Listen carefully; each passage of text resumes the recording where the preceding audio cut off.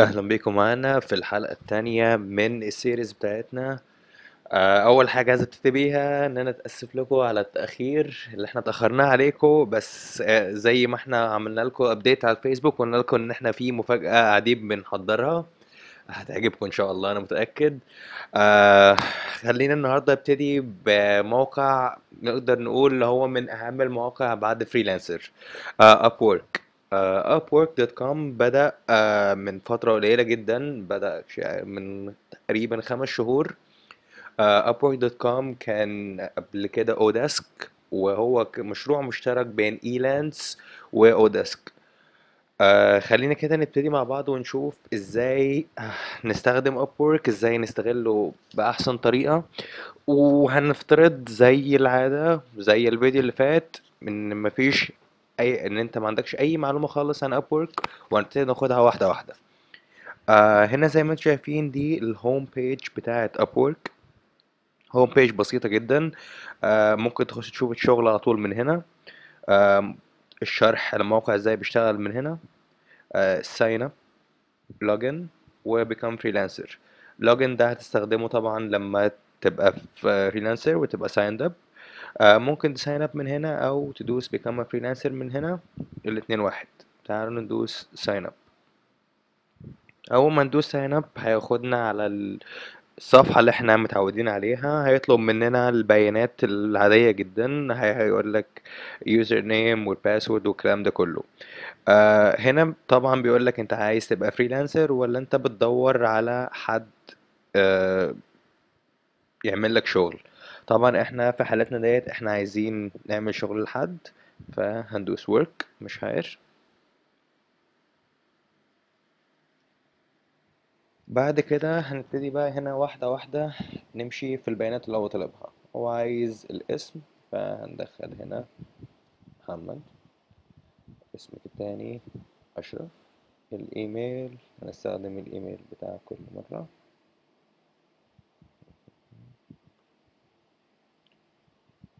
طبعا الايميل اللي انت هتدخله لازم يكون ايميل ليك اكسس عليه باستمرارية، لان كل الابديتس اللي هتبعت لك من الموقع هتبعت لك عليه على طول. البلد انا اختار مصر. ده هنا الايميل التاني. يوزر نيم ممكن يكون اي حاجة انت حاببها. خلينا نقول مثلا هنا الاسم، هو هنا مرشح لي اسمين اشرف محمد او محمد اشرف، خلينا نختار مثلا محمد اشرف 38. الباسورد هنا بيسألك انت ازاي سمعت عن فريلانسر. بتختار اي حاجة مش مهم، وهنا من خلال صديق. ودي برضو الكابتشا او الارقام اللي هو محتاجنا ندخلها عشان يتأكد ان انت مش كمبيوتر او مش بوت، عشان في ناس بتستخدم المواقع دي بطريقة مش كويسة وبتعمل اكونتات كتيرة باستخدام كمبيوتر. ندوس هنا ان احنا موافقين على التيرمز اند كونديشنز بتاعتهم، واللي هو انا قريتها كلها وحاجات عادية جدا ما فيش اي مشكلة. بعد كده ندوس get started. كده احنا خلصنا البيانات الأولى المطلوبة مننا. دلوقتي هنا بيقولك ان الاكونت خلاص اتعمل، وان هو هيبتدي ياخدنا دلوقتي على الصفحة اللي احنا هنبتدي نحط فيها تفاصيل اكتر للبيج بتاعتنا. هنا بعت لنا طبعا عارفين بتحصل معاكم كتير في مواقع ان هو بيبعت لك ايميل. الايميل دوت كل اللي عليك تعمله انك تخش عليه. انا هنا بعت لي هو على الايميل، هتخش عليه وهتدوس verify. هكليك على اللينك، هياخدك اوتوماتيكلي على طول على الصفحة بتاعتهم، وتكمل اجراءاتك من هنا عادي جدا. كده احنا الاكونت بتاعنا بقى verified زي ما انتم شايفين هنا، الاسم طلع محمد اشرف. كده الاكونت خلاص بقى created. هنبتدي دلوقتي نظبط الاكونت بتاعنا، ودي اهم حاجة. دي ممكن تعتبرها الشباك اللي كل الناس بتستخدمه عشان تبص عليك، فانت اكيد طبعا عايز ده يكون احسن حاجة زي واجهة المحل بتاعك. فانت عايز تظبطها تكون بأحسن شكل وبأسهل طريقة ان الكلاينت اللي هيجي يخش يشوف كل المعلومات اللي هو محتاجها عشان يهيرك انت. هنا هندوس create my profile. هنبتدي اول حاجة واهم حاجة قبل ما نبتدي نشوف الشغل، قبل ما نشوف الديتيلز ازاي، لازم create البروفايل بتاعنا، والبروفايل بتاعنا يكون مميز جدا جدا جدا. هنا دلوقتي بيطلب منك سؤال بسيط، بيقولك ايه النوع الخدمات اللي انت بتقدمها. اخر مرة انا استخدمت مثل ديزاين، فخلينا المرة دي ايه استخدم مثل جديد، خلينا نستخدم ترجمة المرة دي. انا اخترت translation. هنا بقى بيسألك تفاصيل اكتر، طب ايه نوع الترجمة اللي انت بتترجمها؟ في ترجمة عامة، في ترجمة قانونية، ترجمة طبية، ولا ترجمة تكنيكال او تقنية؟ خلينا نقول مثلا احنا بنعمل ترجمة عامة وترجمة تكنيكال. ندوس سيف وكونتينيو. وبالمناسبة لو انت غلطت ممكن تدوس هنا ستارت اوفر وهيرجعك للصفحة اللي فاتت تاني. وبرضه بالمناسبة الكلام ده كله برضه ممكن يتعدل بعد ما نخلص خالص وانا اوريكم ازاي. هنا هو مقسم لك التايم لاين واحدة واحدة. بيقول لك أول حاجة أنت introduce yourself، يعني هتعرف نفسك، هتكلم، هتملي بيانات بتعرف الناس عنك أكتر. بعد كده experience and education، ودي اللي هو خبراتك وتعليمك وشهاداتك وكورساتك والكلام ده كله. و final details بتبقى تفاصيل صغيرة كده هو بيحتاجها للآخر لأبورك نفسه. تعالوا نبتدي هنا واحدة واحدة. بيقول لك linked accounts، ودي حاجة optional بس احنا هنعملها. linked accounts دي الاكونتات بتاعتك انت. لو ليك اكونت على فيسبوك او على تويتر او على لينكدين او بيهانس او كل المواقع ديت، انت ممكن تربطها بالبروفايل بتاعك. طب احنا ايه اللي يخلينا نعمل حاجة زي كده وهي optional او مش شرط ان احنا نعملها؟ ان دي بتدي لك credibility اكتر او بتدي لك تقل اكتر، ان انت الناس بتتأكد ان انت راجل فعلا موجود في كذا حتة. مثلا لو حد ديزاينر شغله على ديفيانت ارت وعلى بيهانس كله طبعا هيبقى موجود، الناس تقدر تخش وتشوفه. لو انت راجل فريلانسر عموما هتستفاد من ان انت كلاينتس عندك ممكن يخشوا ويعملوا لك فولو ويعملوا لايك لحاجتك وكده. ليها ميزات كتيرة جدا، بس اهم حاجة ان انت بتوسع نطاقك، ودي حاجة احنا عايزين نستغلها ونستفيد بيها جدا. هنا بنبتدي بقى بايه introduce yourself. اول حاجة تحتاج صورة. بص يا جماعة، في ناس كتيرة جدا بتحط صور اللي هي بتبقى كلب أو قطة أو صورة جايبها من على النت، أو في ناس اللي بتحط صورتها الحقيقية بتحط سيلفي أو كده.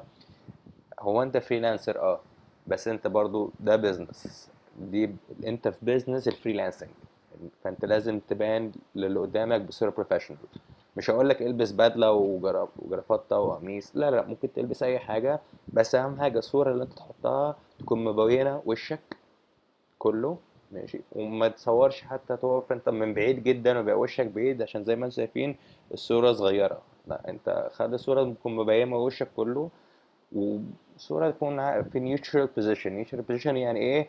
يعني مفيش اي تعبير على وشك قوي، ممكن ابتسامة بسيطة وبس. اكتر من كده مش محتاج تخش في تفصيل، مش محتاجة تكون الصورة بروفيشنال، ومش محتاج لايتنج وإضاءة وحد، لا، صورة عادية جدا بالموبايل. ممكن تكون سيلفي حتى بس تكون مبينة وشك بس مش محتاج فيها أكتر من كده. ده بيخليك بروفيشنال أكتر، وبيخلي الراجل اللي قدامك يعرفك أكتر، بتبان إنك بني آدم أكتر. يعني الناس اللي مش يعني في الأول وفي الآخر حط نفسك مكان الكلاينت. أنت على النت، أنت مش بتكلم حد فيس تو فيس، فهو مش هيعرف يعني، مش هيحس الإحساس إن أنت بني آدم حقيقي. هو مع إن أنت بني آدم حقيقي وهو عارف كده، بس هو هي بتبقى حاجة نفسية. السب كونشس، العقل اللاواعي عنده مش هيربط دي بدي. فاحنا عايزين نبان ان احنا بني ادم حقيقي بأكبر صورة. ده بيديك برضو تقل اكتر. فهتحط صورتك هنا. بعد كده professional title. professional title ده اللي هو انت شغال ايه او لقبك ايه. يعني لو انت ديزاينر هتحط ديزاينر، لو انت ديزاينر عندك خبرة هتحط سينيور ديزاينر، لو انت ترانسليتر زي هنا تحط ترانسليتر. خلينا مثلا نقول احنا هنا سينيور ترانسليتر. مثلا انت راجل عندك 5 6 سنين خبرة ومثلا مسكت مناصب وي وي وي، فهنقول سينيور ترانسليتر. اوفر فيو هنا بيقول لك انت تحط المهارات وحاجتك بس مش بطريقة، يعني هتكتب عن مهاراتك، هتكتب عن نفسك، مش بالضرورة تكتب سي في هنا يعني. احنا عايزين عموما واحنا ماشيين يبقى في بالانس او في توازن بين البروفيشنال وبين الكاجوال. انت عايز تحس ان هو برضو ان هو مش عايز تحس كلاينت ان هو بيتعامل مع شركة وبروفيشنال والدنيا مقفلة وكده، وفي نفس الوقت هو مش بيتعامل مع ولد صغير في الشارع. احنا عايزين يبقى في بالانس بين الاتنين.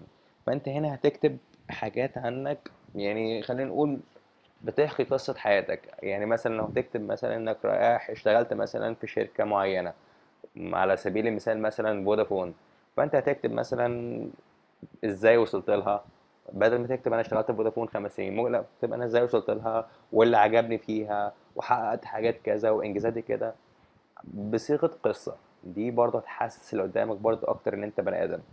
انا عارف انا بكرر كلمة كتيرة اللي هو انك بني ادم، وانتم ممكن مش فاهمين قوي فكرة هي بتبقى عاملة كده ليه، بس هرجع اقول لكم تاني، هي حاجة subconscious، هي حاجة لا واعية في العقل اللاواعي. هو راجل بيتعامل مع كمبيوتر، حاجات قدامه، هو طول ما هو مش شايف صورة بني ادم، طول ما هو مش حاسس ببني ادم، عقله اللاواعي بيحسسه ان هو بيتعامل مع آلة. برضه احنا مش عايزين كده، احنا عايزينه يوصل له الاحساس لان في شخص قدامك فاهم هو بيعمل ايه، متمكن. فهي دي الفكرة، نوصل الكلاينت الاحساس دوت. فانت هنا هتكتب الشرح للكلام ده كله. What languages can you translate؟ هنا بقى طبعا من كل حد لحد هيختلف، احنا ماشيين بمثال الترجمة. فهو هنا بيسألني طبعا ايه اللغات اللي انت تقدر تترجمها، فانا ممكن مثلا اكتب له English، وبعد كده اكتب له، معلش هو هنا بس عشان بيبقى في حاجات بريست عندهم، ممكن ندوس ان، هنكتب مثلا من انجلش لألماني، خلينا نقول مثلا من انجلش لعربي، ومثلا انجلش لفرنش. بس خلاص انا خلصت كده. ومش لازم يكونوا 3، بس على الاقل طبعا يكون عندك مهارة واحدة. هنا برضو skills optional، هنا بيقول لك المهارات اللي عندك اللي هي بتبقى ايه. فهنا مثلا ممكن اكتب له دوتش، لان انا مثلا طب بما ان انا راجل بترجم من انجليزي لالماني، فانا اقدر اتكلم الماني اكيد.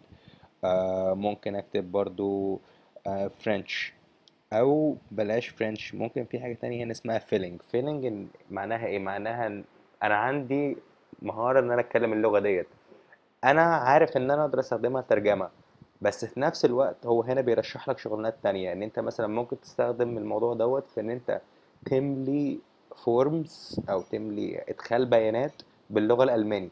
دي حاجة برضو يعني بيبقى الطلب عليها موجود، بس مفيش ناس تعمل الشغلانة ديت. فهو عموما بيرشح لك الحاجات دي كلها، بيرشح لك شغل بمهارات عندك انت ما تعرفش ان انت اصلا ممكن تعمله، ودي ميزة حلوة جدا في ابورك. بعد كده بيسألك انت عن مهارتك في اللغة اللي انت فيها، يعني احنا حاطين هنا اللغة الأساسية انجليش، فهو بيقول لك انت اللغة الأساسية عندك ازاي، بيسك، يعني انت أساسيات جدا. آه conversational، conversational، يعني انت بتعرف تاخد وتدي، بتتكلم مع الناس في حد محادثة في كلام. fluent، طبعا اكيد سمعت الكلمة دي كتير، يعني انت راجل عندك بتماستر اللغة ديت والجرامر بتاعك مظبوط 100%، تعرف تتكلم مع أي حد، اللغة عندك مظبوطة، بس مش بتتكلم نيتيف أو مش بتتكلم أمريكاني كأنك مولود هناك مثلا.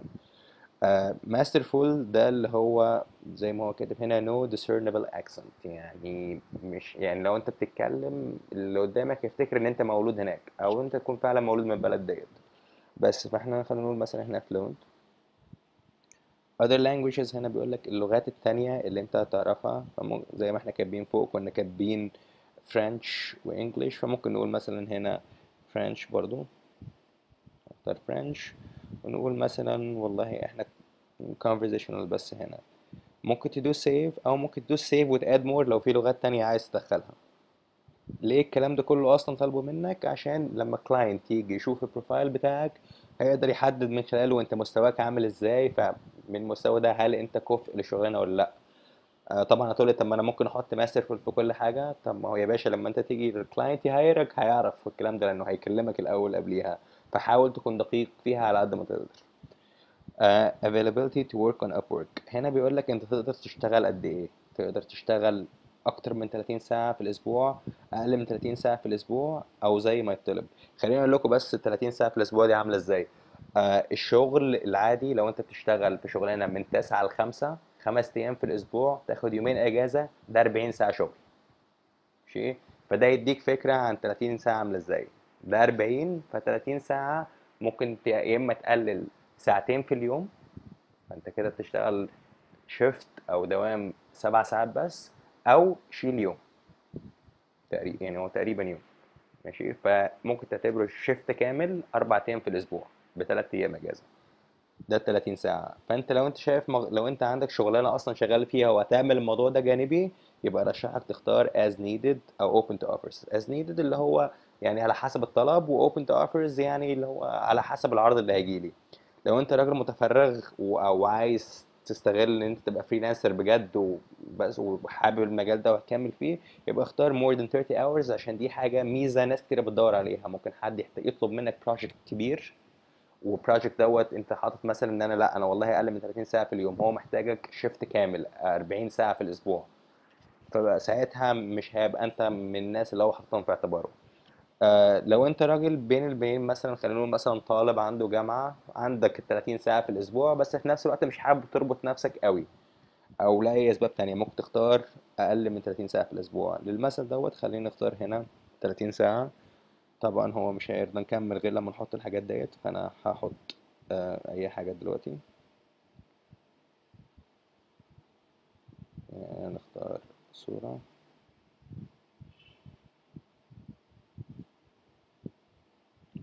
هو طبعا ده مش مثل زي اللي انا قلته، بس خلينا نقول مثلا لو دي صورتك وانت كامل، فانت هتيجي تقوم جاي عامل هنا وعامل كراب، مقللها، وخلي الفوكس على وشك. يعني احنا عايزين وشك يبقى باين. لو ده بني ادم حقيقي، دي صورة مثالية، ابتسامة صغيرة، وده وشك باين جدا في الصورة، فده هتبقى حاجة بروفيشنال جدا. طبعا ما انصحكمش تستخدموا صور زي اللي انا حاططها ديت، ده بس مثال، ما تستخدمش تحط صورتك انت. لو لو انت راجل فريلانسر، يستحسن جدا جدا جدا جدا انك تحط صورتك انت الشخصية. ماشي، وهنا الاوفر فيو عايزنا نكتب له حاجات، فاحنا مريم قص الحتة دي. ماشي، هنا محتاج الاوفر فيو، فهنكتب هنا مثلا hi there. وده سامبل، يعني ممكن تستخدموه الاوفر فيو حلو جدا. آم، نكتب I am محمد أشرف. اه اسمنا موجود، بس برضو انت الراجل اللي بيقرا دوت ممكن ما يكونش لمح الاسم، عايزين نعرفه علينا بصورة بسيطة جدا.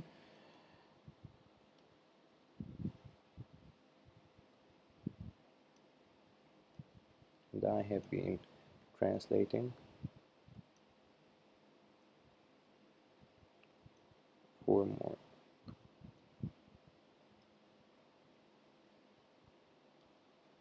ماشي، هنا انا كتبت له I am محمد أشرف and I have been translating for more than 6 years so far. انا ممكن اقول له I am محمد أشرف I have 6 years experience in translating. هتفرق ايه عن الكلام اللي انا كاتبها؟ ان اللي انا كاتبها ديت فريندلي اكتر، اللي انا كاتبها ديت بتشد اكتر. يعني هو دي ودي نفس المعنى، بس الاولانيه دي المنتشره، دي بتاعت اللي حافظ مش فاهم. لو انت راجل مترجم، انت المهاره دي مطلوبه فيك، ان انت بتبقى عندك قياده كويسه باللغه اللي انت بتترجم ليها. فمطلوب جدا ان انت تبقى يعني انت بتعرف تلعب بالكلام شويه. هو انت الترجمه انت بتاخد حاجه بتترجمها زي ما هي، بس لو اي حد مترجم من الناس اللي بيسمعونا دلوقتي هيبقوا عارفين الحته ديت، ان انت في كلمات ما ينفعش تترجم اسطمبة زي هي. ماشي. عموما طبعا ده ينطبق على المترجمين وعلى اي حد تاني يعني. ده حاجه انا بقعد اقولها كتير جدا عندنا في البيج على الفيسبوك. انجلش اهم حاجه لو انت عايز تشتغل من على المواقع ديت. انجلش ثم انجلش ثم انجلش ثم انجلش. انجلش مفيش غنى عنه. مش بتكلم على الانجليش عادي، لا، اشتغل على نفسك، استثمر في الانجليش بتاعك. عايز تاخد كورس خد كورس، عايز تشتغل مع نفسك اشتغل مع نفسك، بس استثمر في الانجليش بتاعك. لما تستثمر فلوسك او وقتك، من احسن واهم الاستثمارات اللي هتنفعك في حياتك عموما، مش بس هنا. بس I'm محمد أشرف and I've been translating for more than 6 years so far. زي ما قلنا عايزين نخليها شخصية شوية، فممكن نكتب مثلا ان ممكن here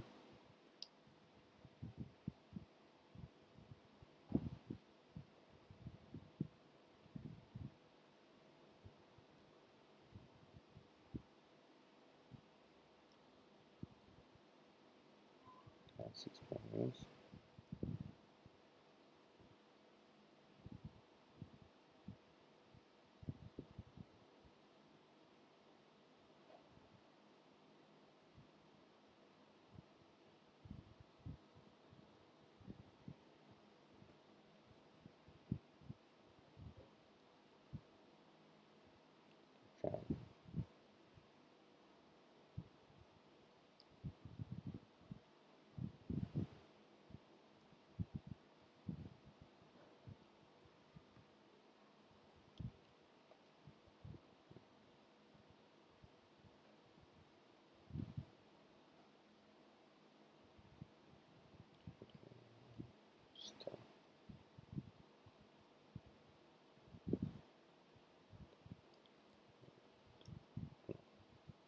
ماشي، اخد مني شوية وقت عشان انا بس حبيت اوريكم ان هي قد ايه سهلة. يعني انا الكلام ده لسه جايبه من دماغي دلوقتي حالا. اللي احنا كتبناه هنا دلوقتي: I came here to seek new opportunities and use my vast experience to challenge myself to seek the freedom that I've longed for while still doing what I love. زي ما قلنا عايزين نخليها شخصية شوية، personal شوية. ماشي. هو هشرح لكم دلوقتي انا كتبت ايه، بس حابب اعرف حاجة: ان هو انت فريلانسر، الكلاينت عارف انك فريلانسر، هو عارف ان انت جاي هنا ليه. انت جاي هنا عشان تعمل فلوس، وفي نفس الوقت عشان تستغل حرية الفريلانسنج، ان انت راجل عندك فلكسبيليتي، انت ممكن تشتغل من كافيه، ممكن تشتغل من بيتك، ولو انت راجل متجوز هيبقى عندك وقت اكتر تقعده مع اولادك، هيبقى اكتر تقعده مع مراتك، هيبقى وهكذا. الحرية بتاعت الفريلانسنج دي حاجة هو عارفها وانت عارفها، فما فيش داعي ان في ناس تقعد تخبي، واللي هو لا انا جاي هنا عشانك وعشانك انت بس وكده. لا، هو كلاينت مش اهبل يعني. وكلاينت يعني غالبا انت بتتكلم في كلاينت، فالراجل ده واحد صاحب شركة او مدير في شركة او فالراجل عنده خبرة طويلة، فالكلام ده كله عدى عليه. فمفيش داعي ان احنا يعني نقول حاجة مش حقيقية. بالعكس، لما انت تقول السبب الحقيقي اللي انت هنا او الهدف الحقيقي بتاعك، الراجل هيتشد ليك اكتر. فدي نفس الحاجة اللي انت هتعملها في البروبوزال اللي هنتكلم عنه بعد شوية. بس اللي هنا دي اول حاجة هتشاف عنك قبل البروبوزال. فاللي احنا كتبناه ان انا جيت هنا عشان ادور على فرص جديده واستخدم خبرتي الكبيره في ان انا اول حاجه اتشالنج نفسي. انك قلت له دي الحته اللي انا اعرفه ان انا فيها، انا جد، انا بتاع شغل، ان انا جاي هنا عشان انا عايز فرصه، انا عايز تشالنج نفسي. انا مش عايز افضل اشتغل مع مصريين بس، انا عايز اشتغل لا مع اجانب، مع شغل جديد، مع حاجه تكون جديده عليا. وفي نفس الوقت كتبت له ان انا عايز seek the freedom that I've longed for while still doing what I love. ان انا عايز الحريه اللي بتيجي مع الشغل دوت، مع شغلي فريلانسنج اللي انا كنت بدور عليها. ماشي، وانا لسه بعمل حاجه انا بحبها. فده انا عرفته كده. هو انا برضو انا في حته مصلحه ليا، انا هبقى الحريه، وفي نفس الوقت ان انا لسه بعمل حاجه انا بحبها. فانا لا، انا مش بس جد في شغلي، لا انا اصلا حابب الشغلانه ديت. دي حاجه مشجعه جدا لاي حد. بس وده كفايه جدا. دوس هنا. طبعا لو حابين تزودوا مفيش مشكله، ما انصحش ان انت تزود على يعني بين 300 و 500 كاركتر، هيبقى كفايه جدا. لو طويل قوي كلاينت هيزهق، لو قصير جدا هيحس ان انت اصلا مش عايز تحط وقت من عندك عشان تكتبه. متوسط هيكون حلو. بس هنا بقى حتة الاكسبيرينس والإديوكيشن. هنا بيقول لك قول لنفس يعني كلم بقى ايه. هنا برضو حتة المصداقية بتاعتك ترجع تاني في الكلام. حدد مستواك، انت لسه راجل جديد، انت راجل متوسط، او انت راجل اكسبرت، انت راجل معدي في المجال دوت. يعني هنا انا راجل مثلا ايه، متوسط. لو عايز تعرف دي بتتقاس ازاي، لو انت عندك من 0 ل3 سنين انت هنا، من 3 ل5 سنين انت هنا، واي حاجة فوق ال5 سنين انت هنا. employment history ده انت هتكتب هنا عن خبرتك السابقة. طبعا لو انت راجل عندك خبرة سابقة حطها هنا. حطها بطريقة منظمة، حطها بطريقة بسيطة جدا. مش لازم تكتب بحر، او مش لازم تكتب حاجة بتفاصيل التفاصيل. بمنتهى الصراحة مفيش ناس كتير قوي هتخش تدور وراك في الحتة ديت. هو غالبا هيشوف البروفايل بتاعك من بره اللي هيبقى فيه الاوفر فيو، وبعد كده هيخش يشوف البروبوزل بتاعك على طول. بس لو في واحد من 10 هيخش يدور هنا، ده راجل بيدور في التفاصيل. لما انت تلاقيك مهتم بالتفاصيل، فانت هيبقى عندك فرصة اكبر بكتير جدا من الناس اللي مش مكملاه. فانت هنا هتخش تكتب خبرتك لو موجودة، لو مش موجودة عادي جدا، مش لازم تكتب اي حاجة خالص. وبالمناسبة أي حاجة، لو أنت طالب مثلا دخلت في نشاط طلابي سين اكتيفيتي، أي حاجة حطها برضو. أي خبرة هي خبرة. لو أنت كنت لعيب كورة بروفيشنال وجاي تترجم، اكتب لعيب كورة، ما فيهاش أي مشكلة. طالما حاجة بروفيشنال، طالما شغل حاجة أنت عملتها حطها. ما تعرفش دي هتفيدك إزاي. فاهم؟ education، جامعتك، مدرستك، whatever. اكتب اللي انت فيه، وهنا مبسطها لك جدا. سكول، المكان اللي انت روحته، خلينا مثلا نقول كايرو يونيفرسيتي. تاريخ اللي انت رحت فيه مثلا 2008 ل 2013. ولو انت لسه ما اتخرجتش ممكن تحط تاريخ في المستقبل، يعني انت لو اتخرج مثلا على 2018 ان شاء الله تقوم حاطط 2018. الحاجات دي طبعا كلها اوبشنال، بس هتفيد لو مليتها. ديجري، انت الشهادة اللي معاك ايه، شهادة جامعية، دبلومة، whatever ايه هي حطها. area of study، مجالك هندسة، تجارة، طب.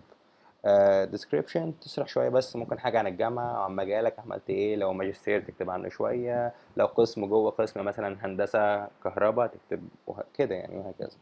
بس بعد كده لو عايز تسيف وتزود معلومات زيادة، لو هتكتب مثلا مدرسة وبعد كده الجامعة، أو مثلا جامعة وبعد كده ماجستير أو بعد كده دكتوراه، هتكليك سيف واد مور.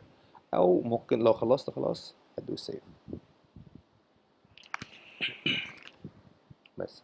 الشهادات، لو انت عندك شهادات من اي حته، كورس انت حضرته، لو انت مثلا حد مثلا بتاع الناس اللي بيسمعونا اللي ليهم في انترنت ماركتنج، الناس بتوع جوجل اس اي او وادورز والناس ديت، اسهل شهاده في الدنيا بتاخدها من جوجل، حطها هنا. طبعا انتوا فهمت الفكره. اد بورتفوليو بروجكت دي، يعني كلمه اوبشنال ديت يا جدعان عايزكم تنسوها في الحته ديت. انت يعني حاجه، الموضوع ده يا جدعان انا اتكلمت عنه في بوست انا كاتبها، واحط اللينك بتاعها في الديسكريبشن للفيديو على البيج، لازم تخش وتقروها.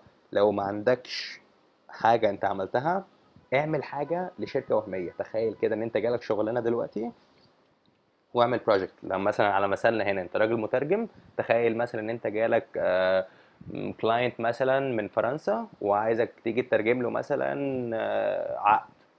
ماشي، هات العقد ده من اي حته، عقد فرنسي من اي حته من على النت، مش لازم يكون اي حاجه، اخترع انت واحد لو ما لقيتش وترجمه بس، وحطه هنا.